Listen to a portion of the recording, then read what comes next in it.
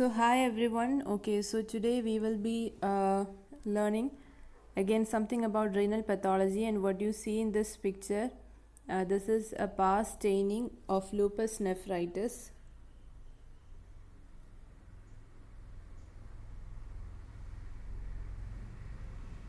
So this is about lupus nephritis, and it is having bad prognosis.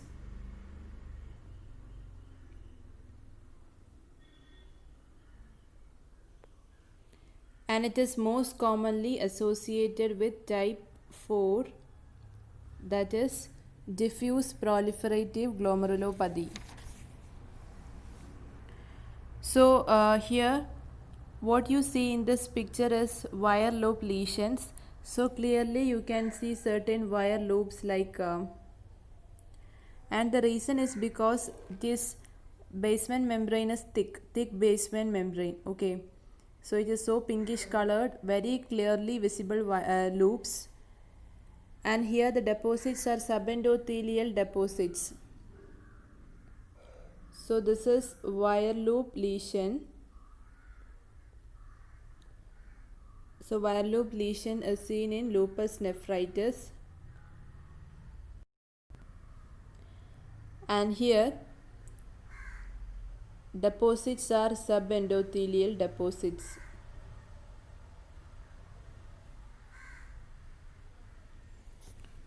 So this is about lupus nephritis, and when you look at the immunofluorescence, here you can see wide spectrum of antibodies and complements. So 3 antibodies, IgG, IgA, IgM. Also you can see complements like C3 and C1q. So that is full house phenomenon. You can see this in lupus nephritis. Now when you see the classification of lupus nephritis, so type 1, it is minimal change disease.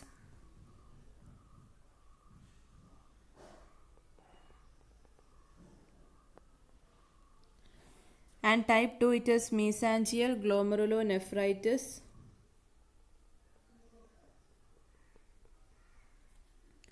Type 3, it is focal proliferative glomerulonephritis. Type 4, it is diffuse proliferative.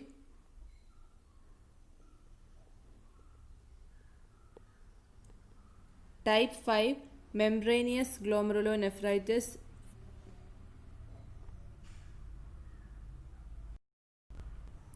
And type 6, lupus sclerosing nephritis.